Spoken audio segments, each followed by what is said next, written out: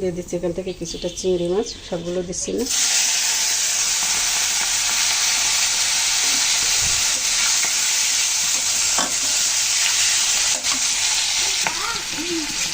চিংড়িগুলো একটু ভালো করে দেবো নিলাম, এখানে আলুগুলো দিয়ে দেবো সাথে।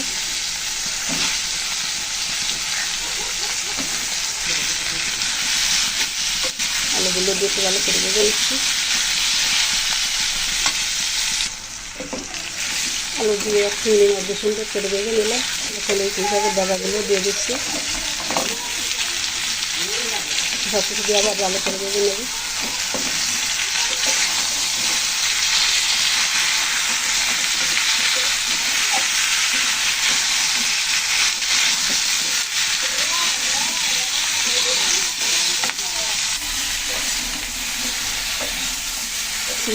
সাথে সাথে ভালো করে ভেজে নিলাম।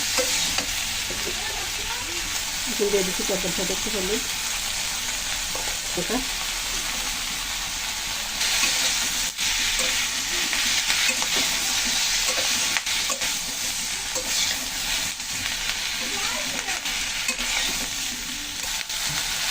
আমরা এখানে একটা মশলা দিয়ে দিচ্ছি, পেঁয়াজ রসুন বাটা,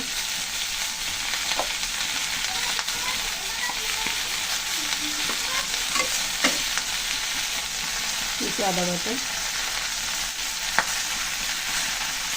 দিয়ে দেবো, বেশি জিরা বাটা বেশি দিয়ে আবার ভালো করে কষিয়ে নেবো মশলা দিয়ে। সামান্য একটু জল দিয়ে দিচ্ছি, জল দিয়ে মশলাগুলো ভালো করে তরকারির সাথে কষিয়ে নেব। মশলা দিয়ে সব তরকারি কিন্তু সুন্দর করে কষানো হয়ে গেল। এখানে আমি জল দিয়ে দেবো।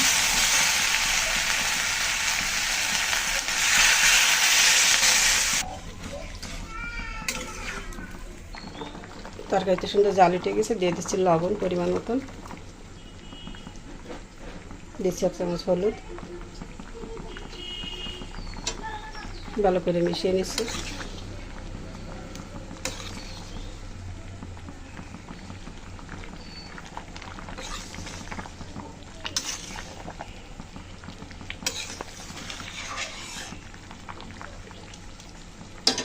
এরকম শাকগুলো দিয়ে দেবো, এই যে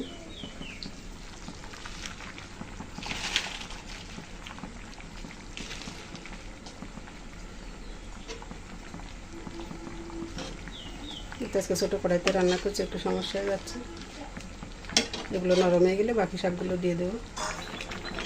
তো সবগুলো শাক কিন্তু দিয়ে দিয়েছি, আর আজকে এখন কিন্তু ডেকে দিতে পারছি না, দেখুন একদম কিন্তু কড়াই ভরে গেছে।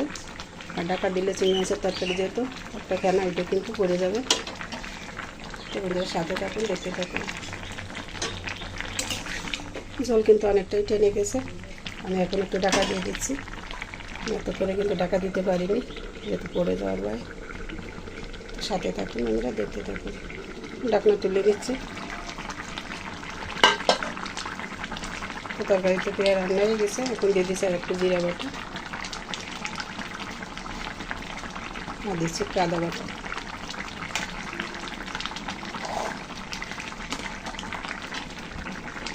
ভালো করে মিশিয়ে নিচ্ছি। রান্না তো হয়ে গেল চিংড়ি মাছের পুঁই শাক আলু দিয়ে।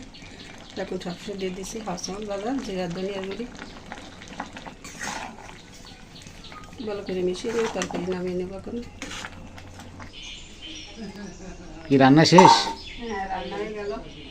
চুলা বন্ধ করে একটু ঢাকা দিয়ে রেখেছিলাম তরকারি, যেহেতু পুঁই শাক একটু ঢাকা দিয়ে রাখলে কিন্তু অনেকটাই সফট হয়ে যায়, খেতে ভালো লাগে। তখন নামিয়ে নিচ্ছি।